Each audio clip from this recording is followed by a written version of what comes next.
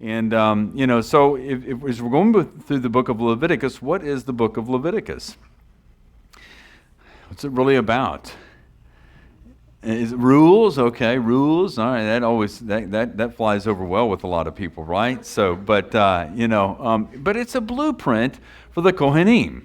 It is really it's kind of like a blue book for the Kohanim, the priests, to kind of are the priestly functions and what. Now, that being said, right in the center of it, last week we read about a lot of Torah laws, right? And this is this famous passage of Ve'ahavta l'recha chamocha. You shall love your neighbor as yourself. Right? That's not just for the priests, right? That's for everybody.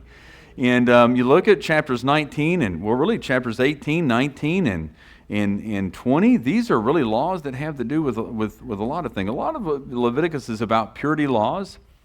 But particularly when you get into chapters 21 and 22, we're looking at the laws and the blueprint for the Kohanim.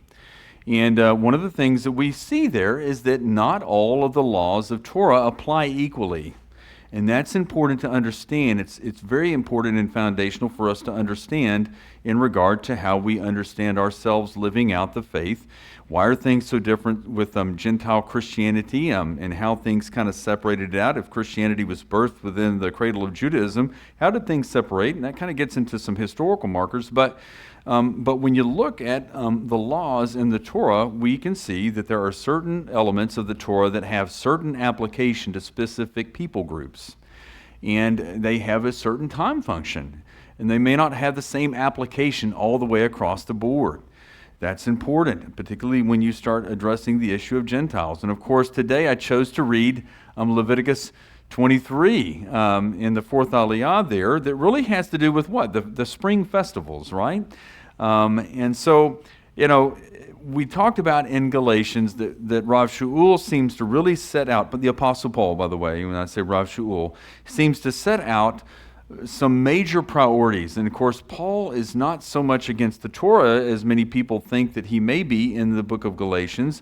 The real issues that he has concerned that if Gentiles are being told that they have to convert in order to come to faith in Messiah, this could obscure their understanding of what it is that truly saves them. And not only that, it also brings major division between Gentile believers and Jewish believers.